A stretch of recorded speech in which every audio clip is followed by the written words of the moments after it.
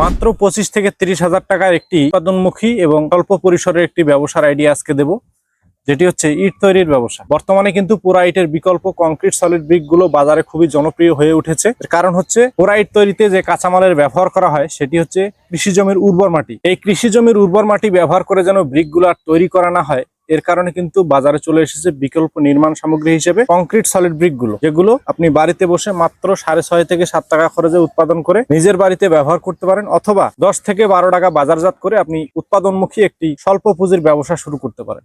তো বন্ধুরা, আজকের ভিডিওতে আমরা দেখাবো আপনি বালু সিমেন্ট ব্যবহার করে কিভাবে খুব কম খরচে ব্রিকগুলো উৎপাদন করে একটি উৎপাদনমুখী ব্যবসা শুরু করতে পারেন, কি কি মেটেরিয়াল দিয়ে ব্রিকগুলো তৈরি করা হয়। একদম ভিডিওর শেষ অংশে আমরা এই ধরনের ডাইসগুলোর মাধ্যমে ব্রিক তৈরি করে আপনাদেরকে দেখাবো এবং রেশিও সম্পর্কে বিস্তারিত ধারণা দেব যে কি কি কাঁচামাল ব্যবহার করে এই ধরনের ব্রিকগুলো তৈরি করা হয়। তো উৎপাদনমুখী একটি স্বল্প পুঁজির ব্যবসা শুরু করতে হলে এই ভিডিওটি আপনাকে পুরোপুরি দেখতে হবে।